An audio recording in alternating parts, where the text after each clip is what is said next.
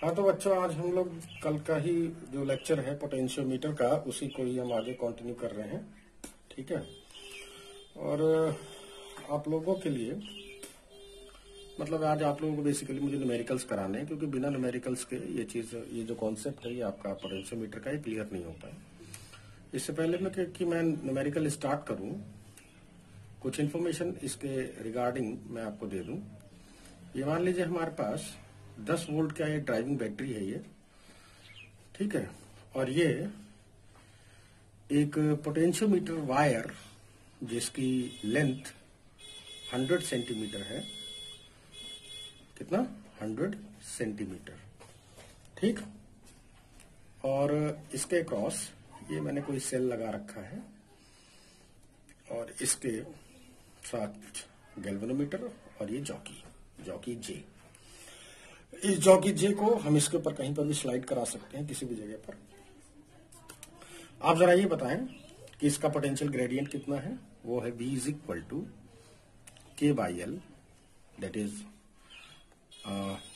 K is equal to V by L, that is 10/10 volt upon 100 centimetre, यानी 0.1 volt पर centimetre, right. यानी हर एक centimetre पे 0.1 volt का पोटेंशियल ड्रॉप हो रहा है। अगर ये सेल 2 वोल्ट का होता तो ऑब्वियस सी बात है, 2 वोल्ट अगर ये है तो इसका नल पोजीशन कहां पर मिलेगा आपको? 20 सेंटीमीटर पे, क्योंकि पोटेंशियल ग्रेडियंट मतलब 1 सेंटीमीटर पे 0.1 वोल्ट ड्रॉप हो रहा है, तो 20 सेंटीमीटर पे कितना ड्रॉप होगा? 2 वोल्ट, है ना। तो यानी कि नल पोजीशन जो है 20 सेंटीमीटर पे आपको मिल जाएगा, राइट ना। अगर यही सेल अगर बाय चांस 7 वोल्ट का होता तो आपको ये नल पोजीशन 70 सेंटीमीटर पे मिलती, क्योंकि इसका जो पोटेंशियल ग्रेडियंट है वो 0.1 वोल्ट पर सेंटीमीटर है। अगर यही सेल 9.9 वोल्ट का होता तो आपको नल पोजीशन कहां पर मिलती? इस जगह पर, बिल्कुल 99.9 सेंटीमीटर पे आपको मिल जाती। अगर ये 110 वोल्ट का होता तो नल पोजीशन आपको बिल्कुल लास्ट एकदम कॉर्नर पे इस जगह पे आपको नल पोजीशन मिलेगी, क्योंकि उस टाइम पर जो पोटेंशियल ड्रॉप है यहां से यहां तक का वो 10 वोल्ट ही होता है, राइट।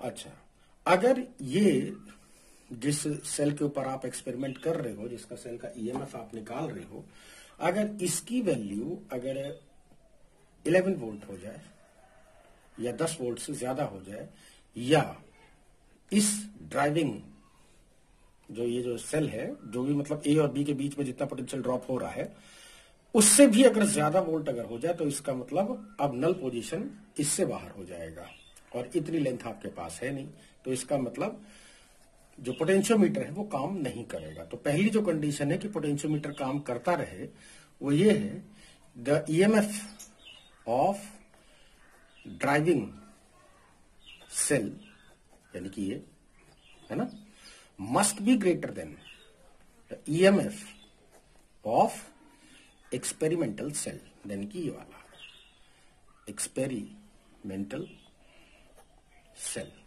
Is that clear? बिल्कुल क्लियर, समझ में आ गया ना बात ये।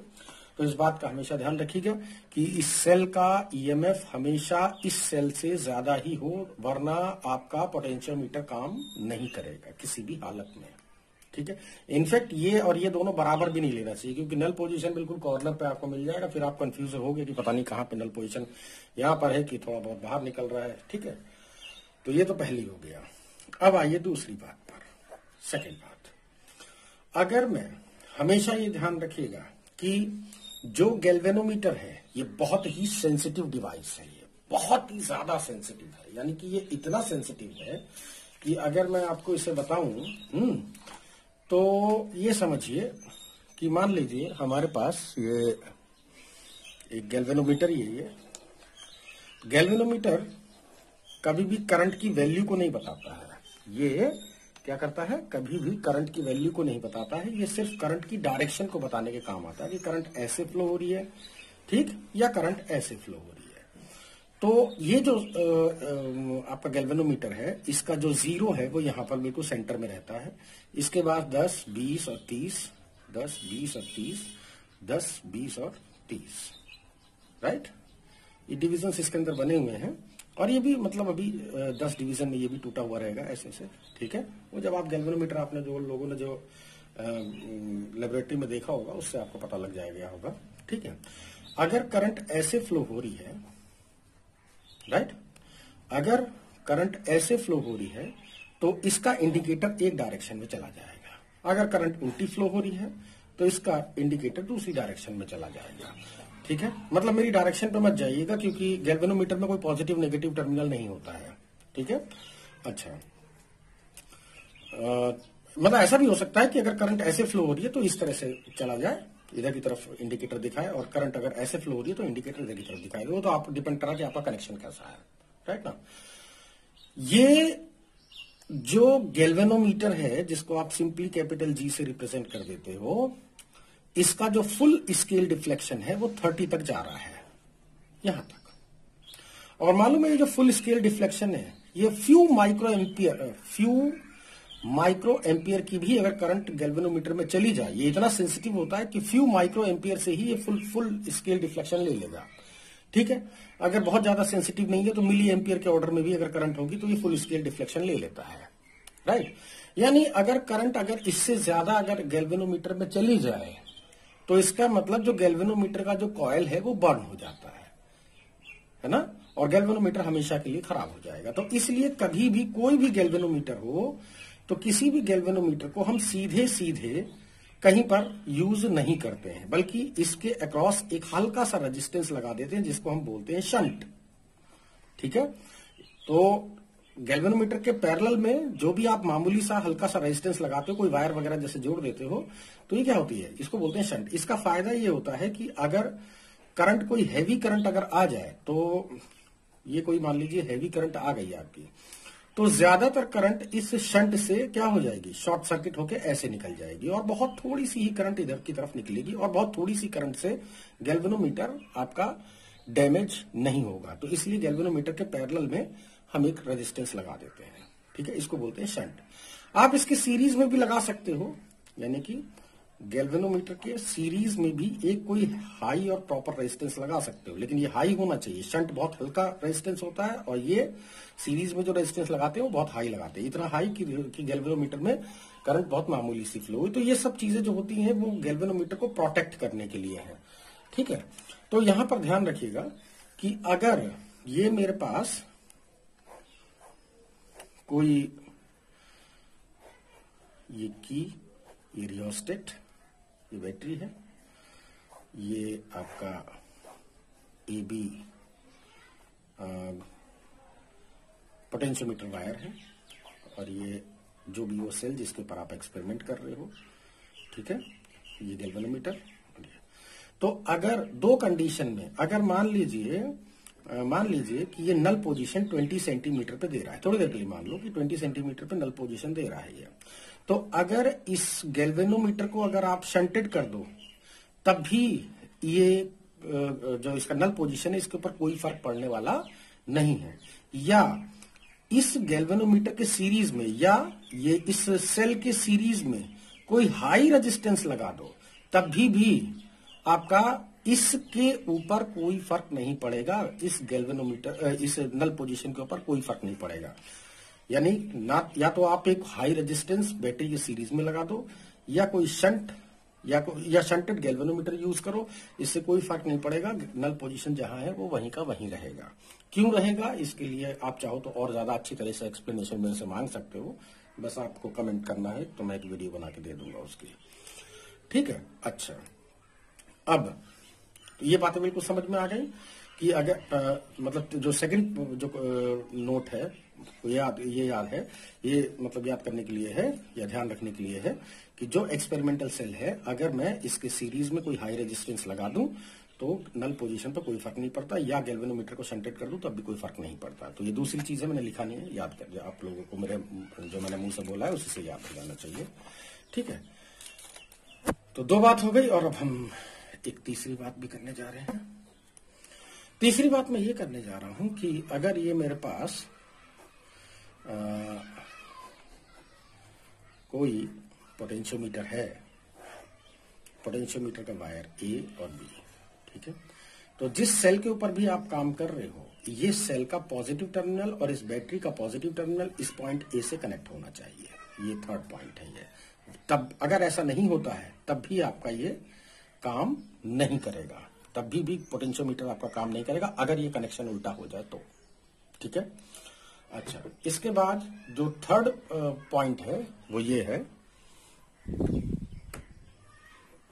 थर्ड पॉइंट है वो ये है, थर्ड नहीं फोर्थ पॉइंट, ध्यान दीजिएगा। अगर सिर्फ सेल लगा हुआ है तो इस टाइम पर ये जो नल पोजीशन है ये सेल के ईएमएफ को बताएगा। यानी कि इस मान लीजिए यहां से यहां तक जो नल पोजीशन है अगर वो एल लेंथ पर है तो जो सेल का जो ईएमएफ होगा वो होगा के इंटू एल, जबकि के की वैल्यू आप पहले ही निकाल चुके होंगे कि इसके अक्रॉस पोटेंशियल ड्रॉप कितना हुआ है डिवाइडेड बाय इसकी लेंथ कितनी है, ये पहले ही निकाल चुके हो। ये कांस्टेंट रहता है किसी भी सर्किट के लिए, मतलब किसी भी पोटेंशियोमीटर के जो एक्सपेरिमेंट आप स्टार्ट कर रहे हो। ठीक है। उसके बाद जो पोटेंशियल ग्रेडियंट है वो आपका फिक्स हो जाता है, क्योंकि आप ये बैटरी वगैरह जो लगानी होती है वो लगा दिए होते हो, जो रियोस्टेट जहां पे सेट करना होता है वो सेट कर चुके होते हो, तो इसका पोटेंशियल ग्रेडियंट भी सेट हो चुका होता है। अच्छा, तो इस टाइम पर ये क्या बता रहा है, ये सेल का ईएमएफ बता रहा है। लेकिन अगर मैं सेल के पैरेलल में कोई हाई रेजिस्टेंस में अगर अप्लाई कर दूं या लो रेजिस्टेंस अप्लाई कर दूं, कुछ भी कर दूं, ये रेजिस्टेंस अगर मैंने आर अप्लाई कर दिया किसके, इस सेल के पैरेलल में, सेल के पैरेलल में, ध्यान दीजिएगा, राइट। तो इस टाइम पर ये सेल के ईएमएफ को एस्टिमेट नहीं करेगा, बल्कि अब ये सेल का टर्मिनल पोटेंशियल, याद होगा आपको टर्मिनल पोटेंशियल और ईएमएफ में क्या रिलेशन होता है, V is equal to E minus I R, right. तो V इज इक्वल टू, अब इस कंडीशन में इसके अक्रॉस जो पोटेंशियल ड्रॉप हो रहा है या सेल का जो टर्मिनल पोटेंशियल है वो होगा के इंटू एल के। तो इस बात, दोनों बात को ध्यान रखना कि किस कंडीशन में सेल के ईएमएफ को बता रहा है और किस कंडीशन में सेल का टर्मिनल पोटेंशियल बता रहा है। बात समझ में आ गई। अच्छा, ये हो गया आपका नंबर 4। अब ये चारों अगर आपके बात समझ में आ गई है तो आप बेशक कोई सा भी न्यूमेरिकल आराम से बैठ के करने लायक हो। आपको इनमें से किसी भी चीज का प्रॉपर एक्सप्लेनेशन चाहिए तो आप मुझे कमेंट कर देना, मतलब कमेंट बॉक्स में यूट्यूब के, और मैं आप लोगों के लिए उसके लिए एक अच्छा वीडियो दूसरा बना के भेज दूंगा। ठीक है। तो अब हम लोग स्टार्ट करने जा रहे हैं न्यूमेरिकल। अब न्यूमेरिकल मैं लिखूंगा तो है नहीं, तो मैं किसी बुक्स कोई एक बुक उठा ले रहा हूँ और उस बुक से न्यूमेरिकल आप लोगों को करा दे रहा हूँ मैं। ठीक है। तो चलिए सबसे पहले हम लोग ये वाला क्वेश्चन देख लें। दिख रहा है ये 41, यहीं से क्वेश्चन भी स्टार्ट हो रहा है। तो अगर थोड़ा सा पास में देख लें अगर आप लोग, आप वीडियो को पॉज करके इस क्वेश्चन को ध्यान से पढ़ लीजिएगा। ठीक। तो कह रहे हैं कि in the given figure AB, in the given figure AB is a potentiometer wire of length 100 centimeter. The cell of EMF 3 volt has a negligible internal resistance. What is the reading in the voltmeter if BC is equal to 70 centimeter? तो सीधी सी बात है, बहुत ही simple सा question. पहला question आमतौर पे simple ही होता है। तो मैं आप लोगों को ये मैं सेल बना के दिखा दूंगा। ये क्वेश्चन इसने कुछ ऐसा कर रखा है हमारे साथ। ये वायर है, पोटेंशियोमीटर वायर, जिसकी लेंथ को इसने 100 सेंटीमीटर बोला है, राइट। और इस सेल की जो वैल्यू है वो 3 वोल्ट है। तो सबसे पहला काम तो पोटेंशियल ग्रेडियंट निकालने का ही होता है। तो पोटेंशियल ग्रेडियंट आप निकाल लीजिए। इसके अक्रॉस पोटेंशियल ड्रॉप कितना हो रहा है, चूंकि इसका कोई इंटरनल रेजिस्टेंस है नहीं, तो इसका मतलब कोई भी इंटरनल, मतलब कहीं और पोटेंशियल ड्रॉप नहीं होना। जो भी पोटेंशियल ड्रॉप होना है वो AB के अक्रॉस ही होना है। ठीक है। तो ये पूरा का पूरा 3 वोल्ट इसके अक्रॉस ड्रॉप हो जा रहा है। तो voltage across AB divided by length of AB, तो कितना आया वोल्टेज 3/100 यानी कि 0.03 वोल्ट पर सेंटीमीटर। Is that clear? अच्छा, तो ये कह रहे हैं कि मैंने एक वोल्ट मीटर लगाया। अब ध्यान रखिएगा, वोल्ट मीटर अगर इसने लगाया तो एक आइडियल वोल्ट मीटर में मान के चल रहा हूं पहले तो ये एक आइडियल वोल्ट मीटर है। हालांकि बुक में नहीं लिखा हुआ है, क्योंकि अगर आइडियल नहीं होगा तो फिर ये आंसर ही गलत हो जाएगा ये। ठीक है। और ये जो पॉइंट C है, ये कह रहे हैं what is the reading in the volt meter if BC is equal to 70 centimetre. यहां से यहां तक यानी कि ये वाला जो पॉइंट है, अगर ये 0 सेंटीमीटर है तो ये वाला आपका 30 सेंटीमीटर होगा, तब ये यहां से यहां तक कितना बैठेगा, 70 सेंटीमीटर बैठेगा। तो बताओ 1 सेंटीमीटर पे पोटेंशियल ड्रॉप कितना है, 0.03 वोल्ट है। तो 70 सेंटीमीटर पे कितना होगा, 70 सेंटीमीटर पे कितना पोटेंशियल ड्रॉप हो रहा होगा, 70 इंटू 0.03 दैट इज 2.1 वोल्ट। तो अगर ये एक आइडियल सेल है तो वो आपको 2.1 वोल्ट की रीडिंग दे रहा होगा, ठीक है ना। अच्छा, अब हम नेक्स्ट क्वेश्चन पे आ रहे हैं, ध्यान देंगे जरा। ये हमारे पास ये कह रहे हैं अ 3 volt battery of internal resistance 1 ohm is joint to a sliding wire of length 100 centimeter and resistance of 5 ohm, a voltmeter which takes negligible current across connected across the 60 centimeter length of the wire, what is the reading of voltmeter। ये तो वही question हो गया जो पीछे दिया था, ठीक है। अब कुल मिलाकर मैं इस क्वेश्चन को छोड़ रहा हूं। ये क्या है, ये पोटेंशियल ग्रेडियंट फाइंड करना, इसमें कुछ नहीं करना। आप 44 पे आइए, यहां से हम क्वेश्चन करना शुरू करते हैं, क्वेश्चन नंबर 44 से, ठीक है। दिखा दो एक बार, ये लीजिए देख लीजिए, ये क्वेश्चन है, पता नहीं कैसे आ रही होगी।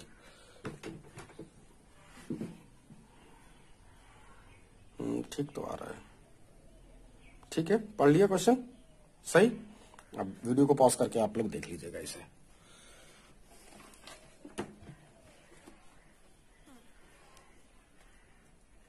A 10 metre long potentiometer wire, तो भैया ये मेरे पास पोटेंशियोमीटर वायर है ए बी, और ये 10 मीटर का है, यानी कि 1000 सेंटीमीटर का है ये, ठीक है। Wire has a potential gradient, potential gradient की वैल्यू इसने डायरेक्ट दे दी है 0.0025 वोल्ट पर सेंटीमीटर, ठीक। Calculate the length of the wire at which the null point is obtained for a, अच्छा, एक मेरे पास एक कोई स्टैंडर्ड सेल है, इसका मैं ड्राइविंग सर्किट जरा बना दूं, शायद इसकी डिटेल नहीं दे रखी होगी, कोई जरूरत नहीं है उसकी ड्राइविंग इसकी सर्किट की डिटेल देने की, क्योंकि पोटेंशियल ग्रेडियंट दे ही रखा है इसने। पोटेंशियल ग्रेडियंट आपको निकालने के लिए ड्राइविंग इसकी जरूरत पड़ती भी है। तो मैं जो फॉर्मेलिटी पूरी कर दूं, मैं ये रियोस्टेट, ये की, ये हो गया, ठीक। और इसकी जो वैल्यू है, सेल का जो ईएमएफ है वो है 1.025 वोल्ट, राइट। अब ये पूछ रहे हैं कि बताओ ये कहां पर नल पोजीशन इसकी मिलेगी, राइट ना। यानी कि अगर यहां से यहां तक की लेंथ अगर एल है तो इस एल की वैल्यू को ही इसने पूछा है, यानी कि यहां से यहां तक की अगर लेंथ अगर एल है तो इसी एल की वैल्यू को पूछा है, राइट। तो बताइए पोटेंशियल ग्रेडियंट क्या है, इसका फिक्स है, ये तो जो भी देना है, किसी भी लेंथ को डिवाइडेड बाय किसी भी मतलब किसी भी लेंथ के अक्रॉस वोल्टेज ड्रॉप कितना है डिवाइडेड बाय उसकी लेंथ कितना है, चाहे वो यहां से यहां तक ले लो, चाहे यहां से यहां तक ले लो, चाहे यहां से यहां तक ले लो, वो आंसर बार बार यही देगा, ठीक। तो बताएं, अब चूंकि ये नल पोजीशन ही है तो इसका मतलब ये सेल के ईएमएफ को ही बता रहा होगा, तो सेल का जो ईएमएफ होगा वो किसके इक्वल होगा, के इंटू एल के होगा, राइट ना। तो एल इज इक्वल टू किसके आ जाएगा, ई अपॉन के। तो ई अपॉन के, ई की वैल्यू कितनी है 1.025 अपॉन के की वैल्यू कितनी है 0.0025। सॉल्व कर लीजिए, यही आंसर है इसका 410 सेंटीमीटर, राइट ना। अच्छा, इसके आगे भी कुछ कह रहे हैं ये, also find the EMF of another cell for which the null position is obtain at 860 centimetre. कह रहे हैं कि अब मैंने इस सेल को रिप्लेस कर दिया है जिस सेल का मुझे ईएमएफ नहीं पता है। अब मैं मान लीजिए कि उस सेल का ईएमएफ ई डैश है, और अब जो नल पोजीशन जो मिल रही है वो कहीं पर मिल रही है, मुझे नहीं मालूम है कहां पर मिल रही है, नहीं ये पोजीशन पता है हमें, 860 सेंटीमीटर पर हमें नल पोजीशन मिल रही है। तो ये कह रहे हैं कि बताओ इस सेल का जो ईएमएफ होगा वो कितना होगा। तो बकवास सा क्वेश्चन हो गया। E dash is equal to किसके होगा, के इंटू एल। के कितना है 0.0025, और नल पोजीशन अब की बार कहां पे मिल रहा है 860 सेंटीमीटर पे मिल रहा है, राइट। तो ये कैलकुलेट होकर आपका 2.15 वोल्ट आ जाएगा, यानी कि इस सेल का जो ईएमएफ है वो कितना है, 2.15 वोल्ट है। अभी कह रहे हैं what maximum potential difference can be measured by this potentiometer. लो, तो सबसे ज्यादा पोटेंशियल मतलब किस सेल का आप ईएमएफ मैक्सिमम कितना सेल का ईएमएफ आप निकाल सकते हो। तो मैक्सिमम क्या है कि अगर नल पोजीशन अगर बिल्कुल यहां कॉर्नर पे मिल जाए, कहां पे मिल जाए, बिल्कुल कॉर्नर पे, तो इतने का जो पोटेंशियल ड्रॉप होगा वो इस सेल के ईएमएफ के इक्वल आ जाएगा। तो मैक्सिमम कितना होगा, ई मैक्सिमम कितना होगा, के इंटू पूरी की पूरी लेंथ ऑफ ए बी। तो के की वैल्यू कितनी है 0.0025, लेंथ कितना है 1000 सेंटीमीटर, तो कितना हुआ 2.5 वोल्ट। यानी कि ये जो आपका पोटेंशियोमीटर है वो 2.5 वोल्ट से ज्यादा सेल का ईएमएफ नहीं नाप सकता है, किसी भी सेल के ईएमएफ को। ठीक है, नेक्स्ट क्वेश्चन पे अब हम लोग आ रहे हैं।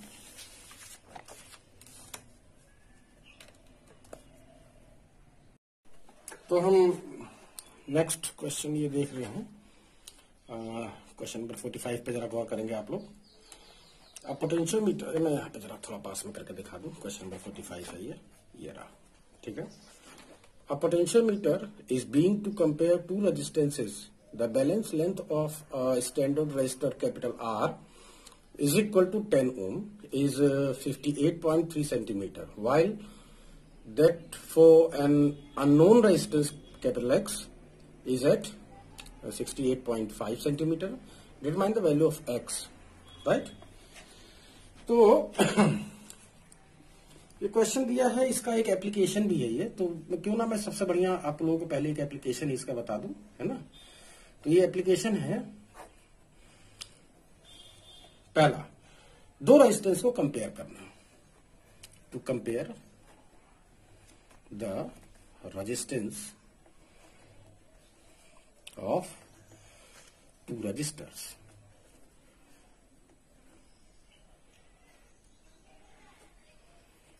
ठीक है ना, तो जरा ध्यान देंगे। इसके लिए आपको करना कुछ नहीं है, जैसा कि आपके पास ये पोटेंशियोमीटर है, वायर ए बी, बार बार इसको मैं ए बी ही लिख रहा हूं, आप भी ऐसे ही लिखना। और इसके क्रॉस मैंने ये सप्लाई दे रखी है, बैटरी B1, रियोस्टेट को RX से रिप्रेजेंट करते हैं, ये की लगा दीजिए आप, और एक सेल लगाइए। क्या लगाएंगे, एक सेल, ये रहा सेल हमारा, राइट।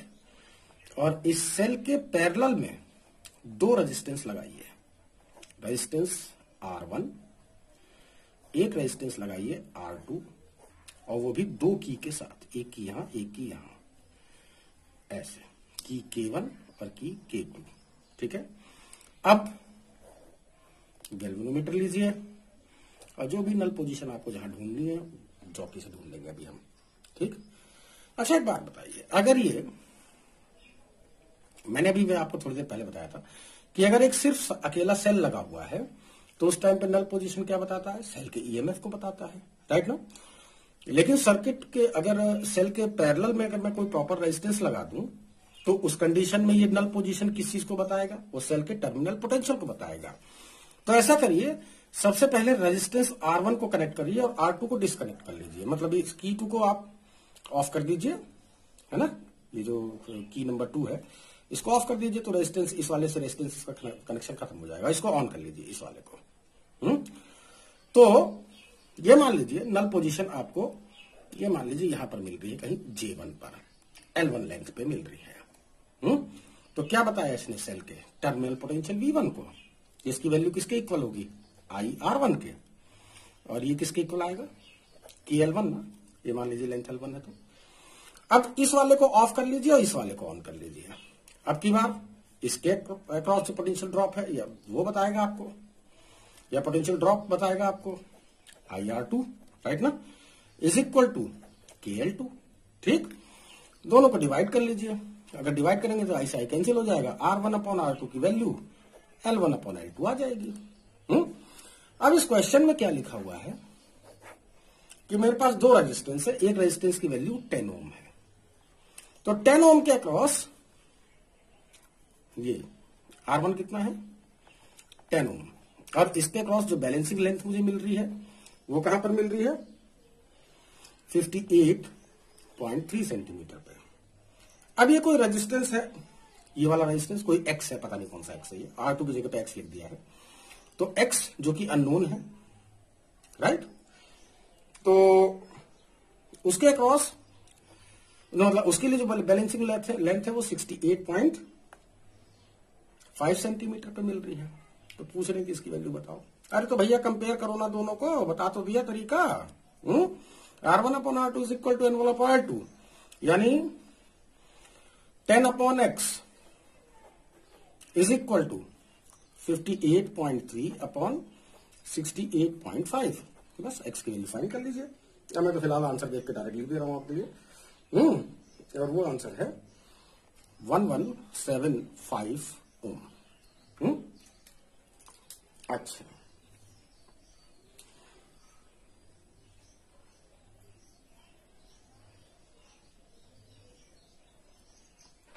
इसके बाद करेंगे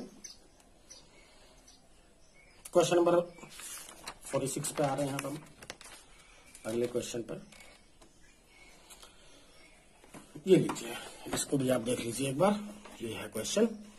अ cell gives a balance with 85 centimeter of potentiometer wire. When the terminal of the cell are shorted through a resistance of 7.5 ohm, balance point obtained at 75 centimeter. Then find the internal resistance. ये लो, एक दूसरा question आ गया, तो साथ ही साथ ये दूसरा application भी बता देता हूं मैं आपको। क्यों भाई, पहला एप्लीकेशन क्या है? पहला एप्लीकेशन है दो रेजिस्टेंस को कंपेयर करना, और दूसरा एप्लीकेशन क्या है? दूसरा एप्लीकेशन है किसी सेल का इंटरनल रेजिस्टेंस फाइंड करना। ठीक है, सबसे पहले हमने क्या करा, पहले तो वो जो नॉर्मल फॉर्मेलिटी है उसको पूरा कर लो। पहले ये सेल, ये पोटेंशियोमीटर वायर है AB, ये सेल, ये रियोस्टेट, ये की, राइट। और अब क्या करना है आपको, ध्यान से देखना बच्चों। ये है सेल का EMF कैपिटल E। सबसे पहले क्या करा हमने, नल पोजीशन फाइंड करा। मान लीजिए ये नल पोजीशन L1 लेंथ पर मिल रहा है। कहां पर मिल रहा है? ये यहां पर लिख दे रहा हूं, L1 लेंथ पर। तो जो सेल का जो EMF होगा वो किसके होगा बच्चे? KL1 के। ये तो ठीक है, इसमें कोई दिक्कत नहीं है। अब क्या करा है, इस सेल का जो इंटरनल रेजिस्टेंस है जो भी है, वो तो खैर हमें भी नहीं पता, भी निकालेंगे। इस सेल को मैंने किसी रेजिस्टेंस से शॉर्ट सर्किट कर दिया। तो अब इसका जो नल पोजीशन है L2, वो किसको बता रहा होगा? वो टर्मिनल पोटेंशियल को बता रहा होगा, जिसकी वैल्यू KL2 के इक्वल आएगी, राइट ना। अच्छा, अब आइए, सेल का इंटरनल रेजिस्टेंस कहा है कि सेल का इंटरनल रेजिस्टेंस स्मॉल r कितना होगा। तो बताएं, इसके बीच में रिलेशन क्या है? V is equal to E minus I R, where R is the internal resistance. अच्छा, तो फिर V अपॉन E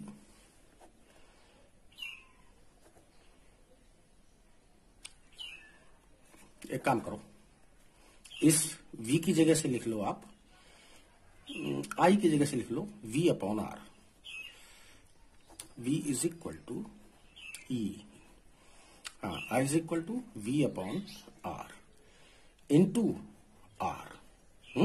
V से पूरे को डिवाइड कर लो, तो ये हो जाएगा 1, ये हो जाएगा E अपॉन V, ये हो जाएगा सॉरी माइनस है ये, R बाई कैपिटल R। इस कैपिटल V से डिवाइड करा है, ठीक है ना। अच्छा, E अपॉन V की तो वैल्यू आपको साफ साफ ही दिख रही है, कोई दिक्कत नहीं है। L1 अपॉन L2 है, उसको हम रख देंगे बाद में। इस जरा स्मॉल r की वैल्यू निकाल लीजिए, इसको इधर की तरफ ले जाइए। तो R upon capital R is equal to E upon V minus 1। तो R इज इक्वल टू किसके आया? Capital R E upon V minus 1, and R is equal to, बोलेंगे जरा, capital R E by V। E by V की value कितनी आ जाएगी? यहीं से देख लीजिए, L1 अपॉन L2। तो कितना है ये L1 upon L2 -1। This is your formula. इसको एक फॉर्मूले की तरह यूज कर लीजिए। अब मैं तुम्हारे लिए क्वेश्चन पढ़ दे रहा हूं। अ सेल, ये कोई सेल है, अब इस बैलेंस्ड विद 85 सेंटीमीटर। जब ये सेल लगा हुआ था तो ये 85 सेंटीमीटर पर ये बैलेंस हो रहा था ये, ठीक है।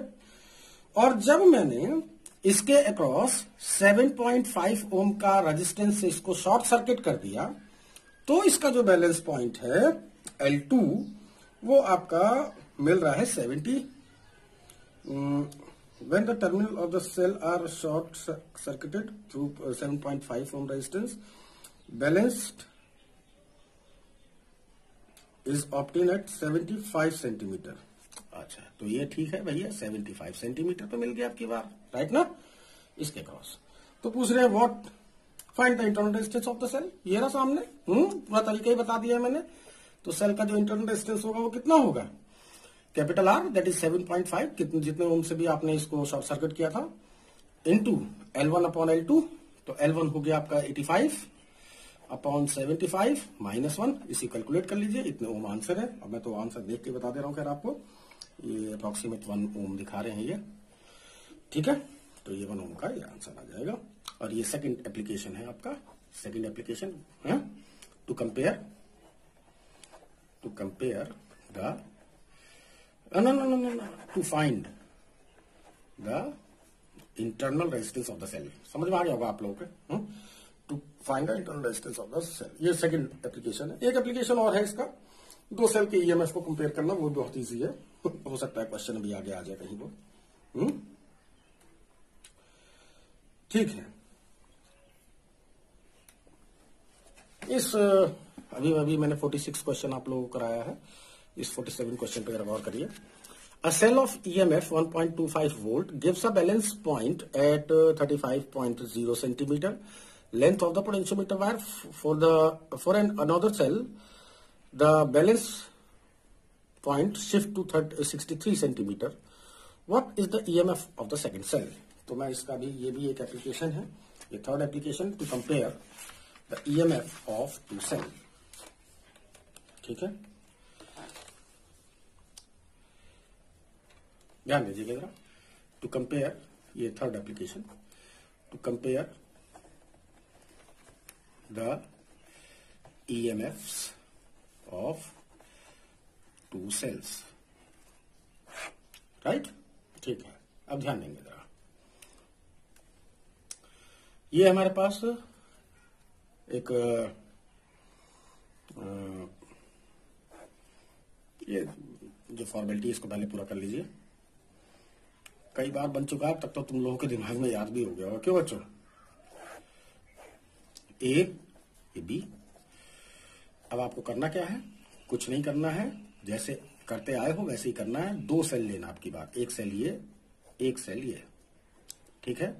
दोनों के साथ एक की लगाना, की K1 और की K2, K1 और K2। गैल्वेनोमीटर से कनेक्ट करो और नल पोजीशन ढूंढ लो, राइट ना। चलिए, इस सेल का ईएमएफ है E1। सबसे पहले E1, और ये इस सेल का ईएमएफ है E2। तो सबसे पहले इस E1 वाले को कनेक्ट करिए, यानी कि K1 को ऑन कर रखिए और इस K2 को ऑफ कर दीजिए। ऑफ करने का मतलब ये हो गया कि चूंकि तुम पैरेलल में जुड़े हुए हैं तो इसका मतलब E2 इस सर्किट से डिस्कनेक्ट हो जाएगा। तो ये डिस्कनेक्ट हो गया, ठीक। अब क्या करा आपने, सबसे पहले ये वाला सेल लिया, अब नल पोजीशन देखा, मान लीजिए L1 पे आया। कहां पे आया, L1। तो नल पोजीशन इस टाइम पे किसको बता रहा है, सेल के ईएमएफ को बता रहा है ना। तो सेल का जो ईएमएफ होगा E1 इज इक्वल टू किसके होगा, KL1 के। K क्या है, पोटेंशियल ग्रेडियंट। अच्छा, इसके बाद K1 को डिस्कनेक्ट कर दो और K2 को ऑन पोजीशन में ले आओ।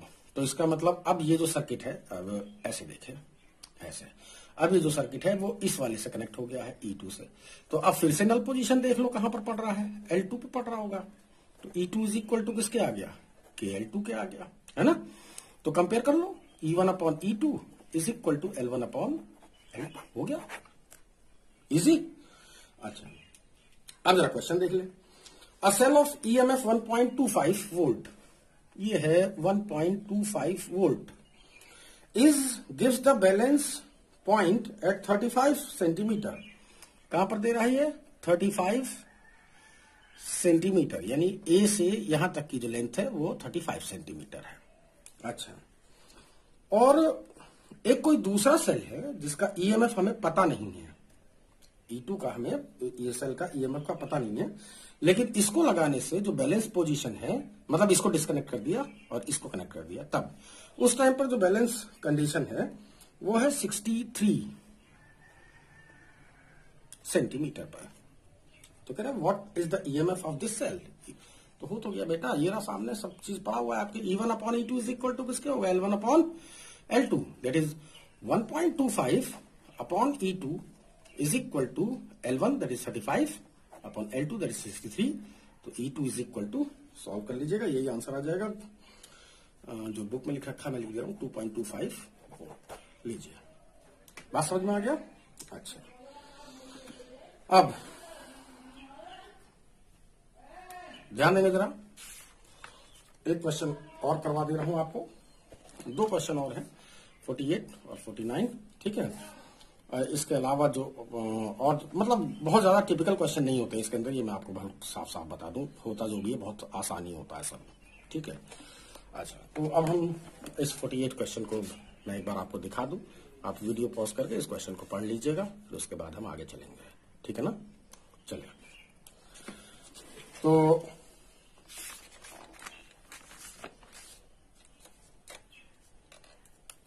क्वेश्चन नंबर 48 की बात कर रहे हैं हम। ये तो पहले से लिखा हुआ है।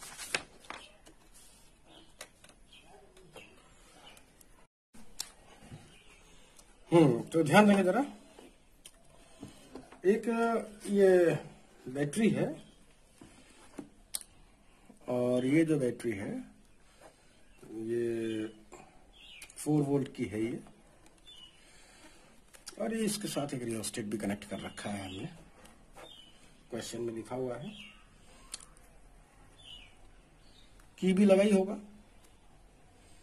एक वायर है पोटेंशियोमीटर का AB, इस वायर की लेंथ 100 सेंटीमीटर है, मतलब ये 0 सेंटीमीटर, ये 100 सेंटीमीटर, यहां से यहां तक, राइट। और ये कह रहे हैं कि एक सेल है, इस सेल का नाम इन्होंने E1 रख रखा है, और एक दूसरा सेल है हमारे पास E2, और इस E2 की ये नल पोजीशन पे है, मतलब बता रखा है इसमें कि इसमें कोई करंट फ्लो नहीं हो रही। तो करंट तभी नहीं फ्लो होती है जब नल पोजीशन होती है। तो ये जो पॉइंट है ये वाला, गैल्वेनोमीटर लगाना भूल गया मैं, अब लग गया, ठीक है। तो गैल्वेनोमीटर के थ्रू ये पॉइंट C आपको मिला है, और ये 60 सेंटीमीटर पे है, ये कितना है 60 सेंटीमीटर। तो ये कह रहे हैं कि find the potential difference between A and B, A और B के बीच का पोटेंशियल डिफरेंस पूछा है इसने। तो A और B के बीच का पोटेंशियल डिफरेंस 4 वोल्ट नहीं है बेटा, ध्यान रखना ये। अगर ये रियोस्टेट ना लगा होता, अगर ये रियोस्टेट ना लगा होता तब तो कोई दिक्कत नहीं थी, फिर तो 4 वोल्ट सीधे सीधे इसके अक्रॉस ड्रॉप हो ही जाता, A और B के अक्रॉस, मतलब यहां से यहां तक। लेकिन ये रेजिस्टेंस है ना, रियोस्टेट क्या होता है? एक वेरिएबल रेजिस्टेंस होता है। तो जो वेरिएबल रेजिस्टेंस है वो खुद भी अपने अंदर कुछ पोटेंशियल ड्रॉप अपने अंदर कर सकता है, राइट ना। तो ऐसे सीधे सीधे 4 वोल्ट मत लिखना है, वरना गलत हो जाएगा ये, ठीक है। तो find the potential difference between A and B of the potentiometer wire, what will be. अच्छा चलो, दूसरा पार्ट अभी बताएंगे आपको क्या है। तो इसको इस बुक को मैं इधर कहीं रख दूं। चलिए ध्यान दे लीजिएगा जरा।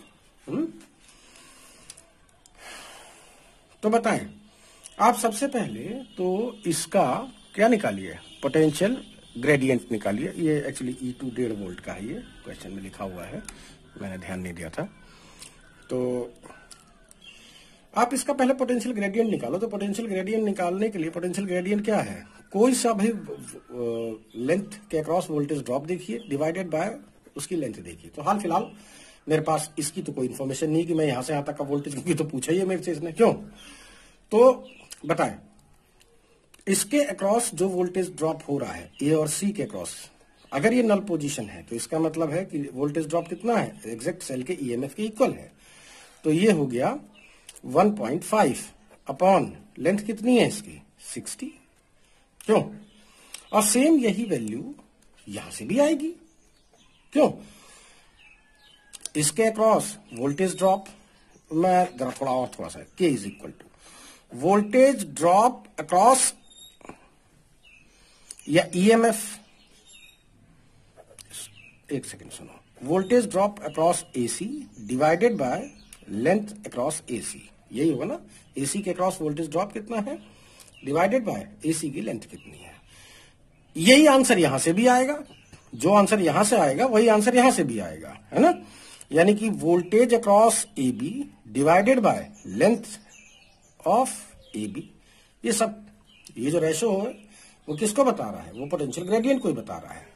तो बताएं वोल्टेज अक्रॉस AC, वो तो सेल के EMF के इक्वल आ जाएगा exact 1.5 upon length of AC कितनी है 60 है, is equal to voltage across AB upon length of AB 100 centimetre. तो पता नहीं लग गया वोल्टेज अक्रॉस AB कितना है? 1.5 इंटू 100 अपॉन 60, जो भी आंसर है मैं बुक से देख के बता देता हूं कितना आंसर इसमें लिखा हुआ है, 2.5 वोल्ट, 2.5 वोल्ट। इसके बाद ये कह रहे हैं what would the method work if the battery E1 is replaced by a cell of EMF 1 volt. ये कह रहे हैं कि अगर मैं इस सेल को, इस वाले सेल को अगर 4 वोल्ट की बजाय अगर मैं 1 वोल्ट ले लूं तो क्या पोटेंशियोमीटर काम करेगा? तो मैंने अभी तुरंत पहले इस शुरुआत में मैंने बता दिया है कि इस सेल का EMF इससे ज्यादा ही होना चाहिए, लेकिन फिलहाल अगर मैं 1 वोल्ट अप्लाई कर दे रहा हूं तो, और इसका कितना 1.5 है, तो ये कम हो जाएगा, ये ज्यादा हो जाएगा, तो इसका मतलब ये काम नहीं करने वाला है। ठीक है, अच्छा लास्ट क्वेश्चन एक और हम करने जा रहे हैं, और लास्ट कर क्या है, अभी आप लोगों को प्रॉब्लम आ सकती है तो आप मेरे व्हाट्सएप पे आप मुझे मैसेज कर देना, मैं उसका सॉल्यूशन में भेज दूंगा। व्हाट्सएप नंबर ये नोट कर लीजिएगा 7905072432। ठीक है, वैसे ज्यादातर बच्चों को तो पता ही होगा मेरा व्हाट्सएप नंबर। चलिए अब ये कह रहे हैं, ये मैं एक बार क्वेश्चन पहले आप लोगों को दिखा दूं, लास्ट क्वेश्चन है ये क्वेश्चन ये वाला करवा रहा हूं मैं, ये वाला। ठीक है, 2 primary cell of EMF E1 and E2, इसने बता रखा है कि E1 की वैल्यू E2 से ग्रेटर है, are connected to the potentiometer wire AB as shown in the figure. ये फिगर आपको दिखा रखा है, मैं बनाऊंगा इसको। इफ द बैलेंसिंग लेंथ, चलिए अब आगे तो क्वेश्चन आप लोगों ने पढ़ ही लिया होगा, वीडियो पॉज करके पढ़ लीजिएगा, मैं क्वेश्चन शुरू करूं। डेटा भी तो खर्च होता है, जितना वीडियो लंबा हो जाता है उतना ही ज्यादा डेटा भी खर्च होता है, जानते ही हो। ये AB है, ये एक्चुअली 2 सेल लगा रखे हैं, पहली कंडीशन, ये फर्स्ट कंडीशन आपको दिखा रखी है इसने। और इस समय पे जो नल पोजीशन है वो 250 सेंटीमीटर पे मिल रही है। तो बताइए इस समय पे जो भी नल पोजीशन है वो इस सेल के EMF को बता रहा होगा। ये E1 है और ये E2 है, राइट ना, ये E1 ये E2, और E1 की वैल्यू E2 से ज्यादा है। तो बताएं अगर ये मान लीजिए 5 वोल्ट होता, ऐसे केस है, मान लो ये 5 वोल्ट होता, ये 3 वोल्ट होता, तो देखिए जरा पोलैरिटी दोनों की सेम है, पॉजिटिव नेगेटिव पॉजिटिव नेगेटिव, तो इसका मतलब नेट कितना आता है, 8 वोल्ट आ जाता। अरे भाई किरचॉफ लॉ अप्लाई कर लो, ठीक है। लेकिन अगर पॉजिटिव, अगर पोलैरिटी अगर ऑपोजिट होती, मान लीजिए 5 वोल्ट है और ये 3 वोल्ट है, अब क्या होगा? अब की बार ये किसके इक्विवेलेंट आता है? ये ऐसे ना आता, 2 वोल्ट के इक्विवेलेंट आता ना ये। देखिए पोलैरिटी ऑपोजिट है, किरचॉफ लॉ अप्लाई कर लो भाई। ऐसे अच्छा चलो मैं अप्लाई करके दिखाता हूं, ऐसे चले, चलो ऐसे चल लो। तो जब आप ऐसे चलोगे कितना आया, पॉजिटिव पे पहुंचे तो पॉजिटिव लेंगे 5 वोल्ट, और फिर आगे चले फिर पॉजिटिव पे पहुंचे फिर पॉजिटिव लेंगे प्लस 3 वोल्ट, तो टोटल कितना आया 8। इसमें क्या है, जब आप ऐसे चलोगे इस तरह से, तो पहले क्या पड़ा पॉजिटिव तो 5 वोल्ट, और फिर क्या चल नेगेटिव पे पहुंचे हो तो माइनस का 3 वोल्ट होगा, तो कितना हुआ ये 2 वोल्ट। समझ में आ गई बात ना। तो इस समय पे जो सेल का जो EMF है वो पोलैरिटी ऑपोजिट होने की वजह से E1 माइनस E2 के इक्वल है। और ये जो E1 माइनस E2 है वो KL, तो KL L कितना है 250। अच्छा इसके बाद सेकंड केस में आपने इसकी पोलैरिटी बदल दी। सेकंड केस हम यहां पर दिखा दे रहे हैं फिगर में, डॉटेड करके बना दे रहा हूं मैं, ऐसे ऐसे, फिर ऐसे ऐसे, पोलैरिटी सेम कर दी है दोनों की। अच्छा अच्छा अच्छा, एक सेकंड। नहीं, पोलैरिटी सेम, हाँ पोलैरिटी सेम होगी इसकी। ये मिसप्रिंट है भाई, ये गलत दे रखा है ये। तो दोनों एक ही क्वेश्चन बन जाएगा अगर दोनों में ऐसे बनाऊंगा जैसे फिगर में दे रखा है। ये ध्यान दीजिएगा जरा, ये इसकी पोलैरिटी दोनों की ही ऑपोजिट कर दी है, इसकी भी और इसकी भी, है ना। तो फिर तो दोनों सेम ही क्वेश्चन हो जाएगा ना, कोई फायदा ही नहीं होगा। ये दोनों सेम पोलैरिटी। वैसे सोल्यूशन में भी आप देख सकते हैं यहाँ पे E1 + E2 लिखा हुआ है। तो ये हो गया E1, ये हो गया E2, और अब जो नल पोजीशन मिल रही है वो मिल रही है 400 सेंटीमीटर पे। तो अब की बार नेट ईएमएफ कितना होगा, E1 + E2 is equal to किसके होगा, KL। L कितना है, 400, राइट। अब इसने पूछा है कि find the ratio of E1 upon E2, है ना, E1 एंड E2। तो ठीक है, डिवाइड करिए, K से K कैंसिल हो गया, क्रॉस मल्टीप्लाई करिए। 400 E1 minus 400 E2 is equal to, इसको इधर ले जाइए, 250 E1 प्लस 250 E2। अब E1 को एक तरफ ले जाइए, E2 को एक तरफ ले जाइए, तो 400, इसको इधर ले जाइए, तो 150 बचेगा E1, इसको इधर ले जाइए। तो ये कितना हो जाएगा, 4 और 2 6, 650, 600 E2। Then E1 upon E2 is equal to 150 upon 650। ठीक, तो ओवरऑल आंसर कितना है ये, 13/3। ये कट जाएगा ना, और 5 से काट लीजिएगा, 5 × 3 = 15, और 5 से कट जाएगा, हाँ ठीक है, उल्टा लिख दिया मैंने ना, 3 एकम 3 3, 5 से काट रहे, 5 एकम 5, 5 × 3 = 15, 3/13, यानी E1 is to E2 is equal to आ जाएगा, कुछ एरर हो रही है कुछ, चलो ठीक है, अब सॉल्व कर लेना इसको, कुछ एरर है इसके अंदर, यहीं से E1 अपॉन E2 की वैल्यू निकाल लीजिएगा। एक्चुअली थोड़ा सा E1 की वैल्यू कम आ रही है, E2 की ज्यादा आ रही है, तो कुछ कोई कैलकुलेशन फॉल्ट है, ठीक है ना, तो उसको आप सही कर लीजिएगा।